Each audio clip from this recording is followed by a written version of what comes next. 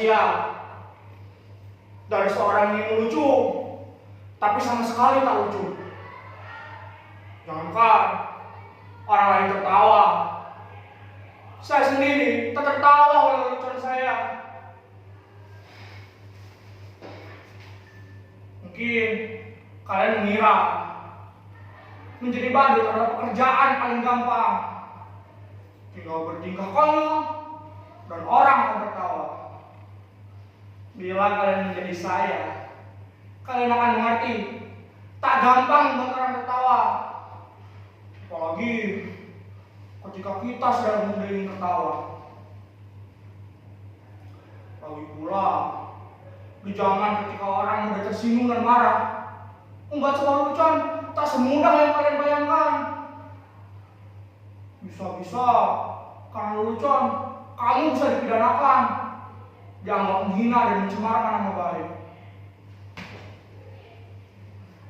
Kawan baik saya, seorang pelawak, dipenjara hanya karena membawakan sebuah lelucon yang kemudian dianggap menghina. Dia bercerita tentang seorang yang memanjat pohon kelapa jam 10 pagi. Dan dari atas pohon kelapa, orang itu memandangkan adzan subuh. Tentu saja itu membuat gempar seluruh kampung. Orang-orang berbondong mendatangi orang itu, berteriak-teriak menghujatnya. Bahkan ada yang sampai membunuhnya. Dasar kafir, turun kamu! Begitu mereka berteriak-teriak menghujatnya. Berani-beraninya kamu melakukan penghinaan adzan subuh jam 10 pagi. Dasar orang aneh, kafir. Tapi dengan tenang, orang itu menjawab, loh, coba kalian pikir, siapa yang aneh? Siapa yang kafir? Saya adzan subuh jam 4 di masjid. Tak ada satupun dari kalian yang datang. Ketika saya adzan subuh jam 10, kok kalian pada berdatangan? Coba kalian pikir, siapa yang taat? Siapa yang aneh? Siapa yang kafir?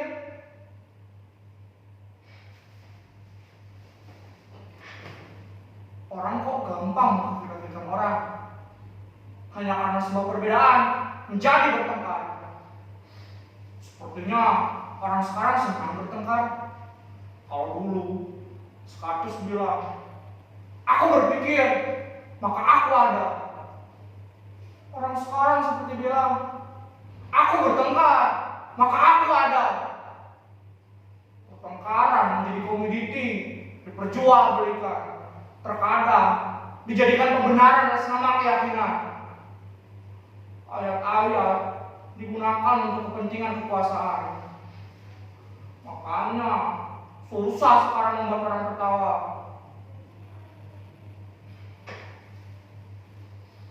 Saya menjadi badut meneruskan ayah saya. Karena dulu dia seorang badut, saya pun jadi badut. Sekarang kan sedang ngetren anak meneruskan orang tuanya. Kalau bapaknya presiden, anaknya juga presiden. Jadi anaknya jadi gubernur, atau bahkan ada yang dicalonkan jadi wali kota. Sudah, jangan ngomong ngelantur, nanti saya malah ditangkap. Dulu kata bapak saya, menjadi badut itu lumayan enak, penghasilannya lumayan. Bapak saya sering diundang karena orang-orang butuh hiburan. Badut dan pelawak dianggap masih lucu. Lah, kalau sekarang pelawak saja kalah lucu kok sama politikus.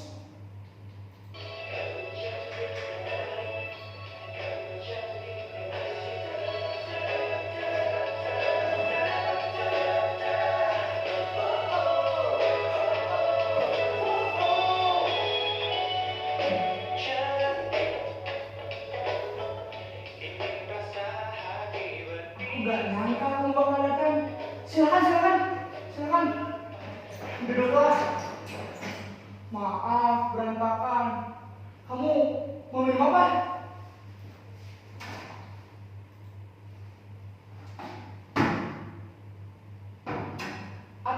mau makan?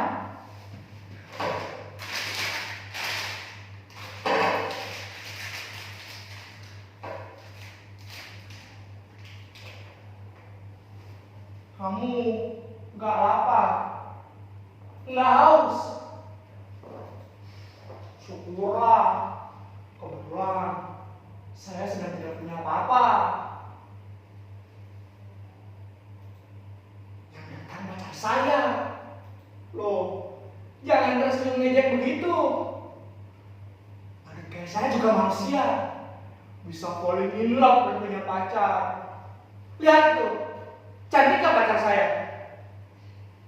Namanya Raisa. Kepanjangannya Raisa Bayan.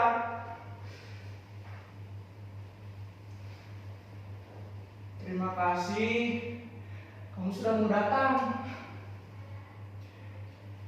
Aku pikir kamu sudah melupakanku. Kamu kangen ya? Saya juga. Rindu itu berat. Kamu gak akan kuat. Biar aku saja.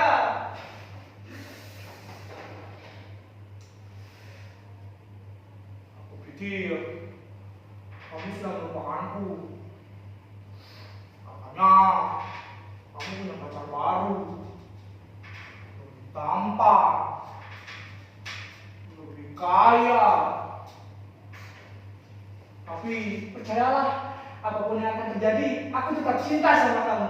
Sumpah, I love you, I need you, I miss you.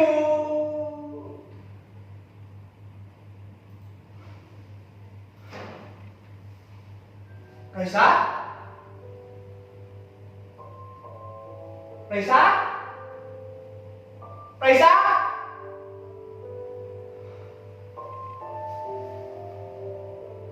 Ternyata cuma hayalan saya saja. Gak ada pacar. Saya ini madut jomblo. Coba kalian pikir, betapa sialnya diri saya. Sudah jadi badut, jomblo pula. Nasib saya benar-benar ambiar.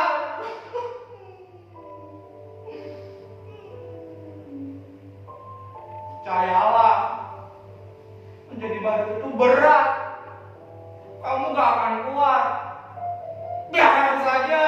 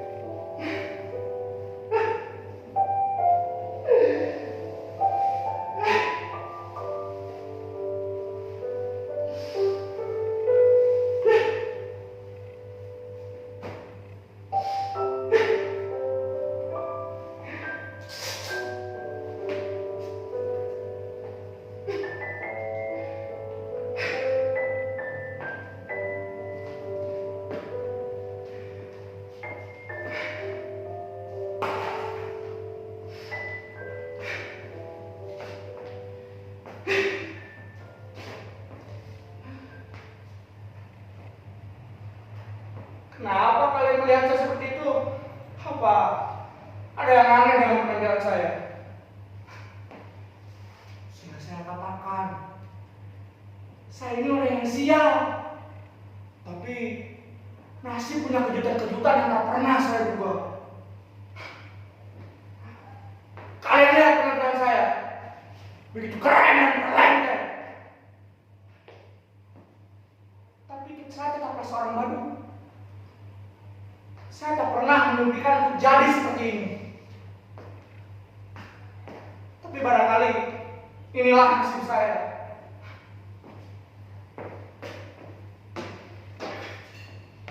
Suatu hari, saya diminta untuk menghibur pada kampanye partai.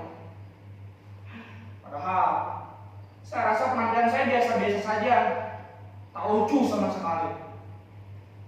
Tapi orang-orang yang hadir tertawa terpingkal-pingkal.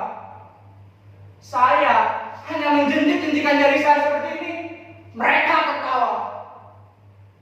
Saya hanya menggoyang-goyangkan bokong saya, mereka tertawa. Saya hanya berdiam diri saja, mereka semakin tertawa terbahak. Mereka menertawakan penampilan saya yang bodoh dan tolol. Sungguh, saya tak pernah merasa setolol seperti itu.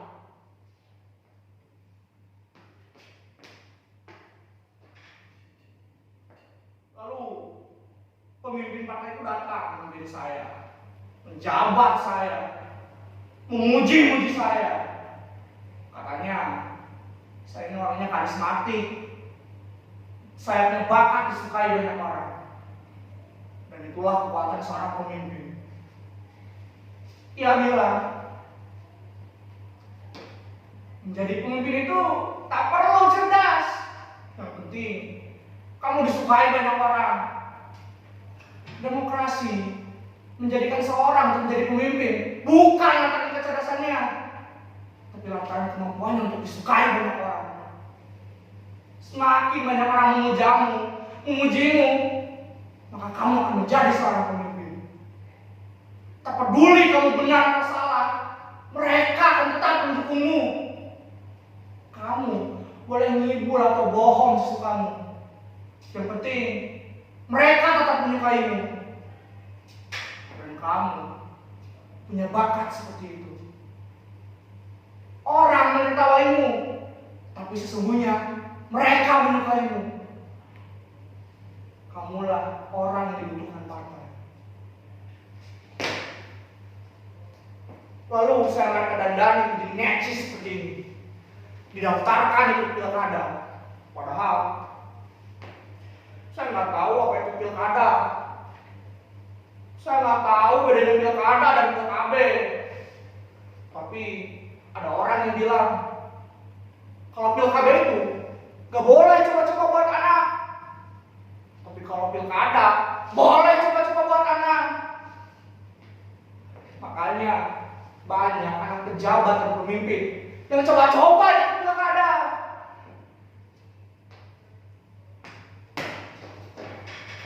Saya tak habis pikir, kenapa mereka mengikutkan serta saya menjadi pilkada. Padahal ijazah pun saya tak punya. Tapi mereka menjawab, tenang saja, ijazah bisa dipalsukan. Jangankan ijazah, kebenaran pun bisa dipalsukan. Dan betapa sialnya saya menang pilkada. Terkadang memang dunia terasa sudah gila. Orang memilih saya karena dianggap lucu, dianggap bisa membuat mereka bahagia dan tertawa. Sungguh, saya ini orang yang sial. Ketika saya menjadi badut, saya tak pernah berhasil membuat orang tertawa. Tapi ketika saya menjadi pemimpin, berkali-kali saya berhasil membuat orang tertawa. Sungguh, saya ini badut yang sial.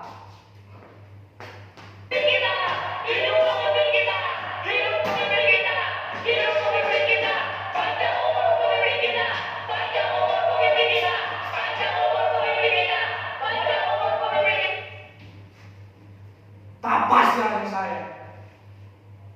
Dulu menjadi badut, menjadi pemimpin pun tetap jadi badut. Badut yang bisa mereka atur. Badut yang membuat mereka bahagia. Memang benar, saya ini badut yang sial. Percayalah, menjadi badut itu berat. Kamu gak akan kuat. Biar mungkin saja